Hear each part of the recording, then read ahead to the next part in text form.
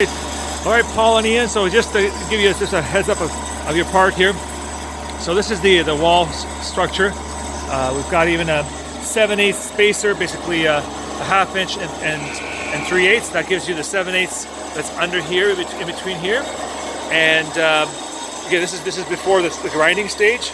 We've gone ahead and beveled all the welds to make sure that you have good weld penetration. And then afterwards, we're sanding it down, all the welds that need to be sanded. And we're leaving the other welds as is. All right, so this is the vibratory system I was talking about. It does vibrate the table, and you can barely feel it. You can hear it, but you can barely feel it as it's being welded.